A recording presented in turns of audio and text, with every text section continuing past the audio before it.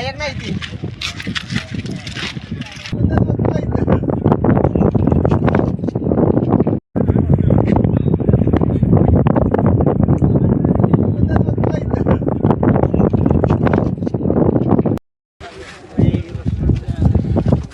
गोपाळपूरचा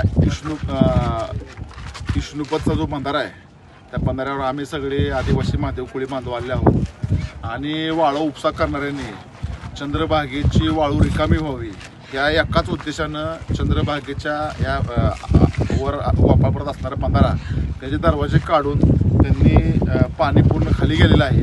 आणि आता अधिक मास चालू झालेला आहे. अधिक मासामध्ये या पहिल्या 4-5 दिवसामध्येच कमीत कमी दिवसाला 4 ते 5 लाख भाविक पंढरपूरमध्ये येतात.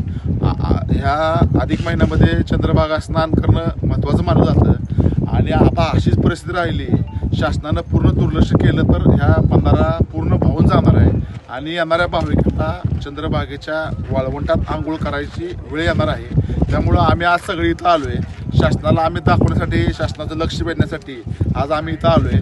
वरच्या पूर्ण त्या भागातल्या प्लॅटा आहेत आणि खालच्या प्लॅटा गायब आहेत. रात्री अपरात्री ह्या चंद्रभागेत या तालुक्यात पूर्ण बिहारच्या माध्यमातून बिहारवरनं कामगार आणले आहेत. आणि जनतेतनं अशी सुद्धा चर्चा आहे की बांगलादेशी रोहिंगे सुद्धा इथं वाळू उपसा करायला, वाळू भरायला कामगार म्हणून आणलेत असं आम्हाला नागरिकातून समजतंय.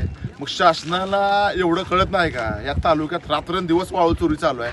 त्या वाळू चोरीमुळं येणाऱ्या भाविकाला पण फटका बसतोय आणि भाविकाला पाण्याचा अंदाज न आल्यामुळं चंद्रभागेत अनेक भाविकाचा जीव गेलेला आहे.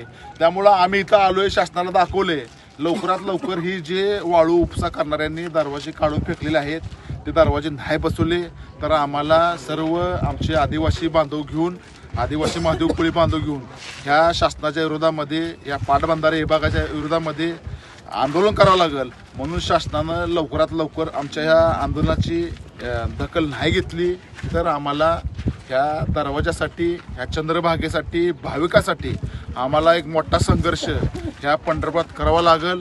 जय हिंद, जय वाल्मिकी, जय राघोजी, जय आदिवासी, जय भीम.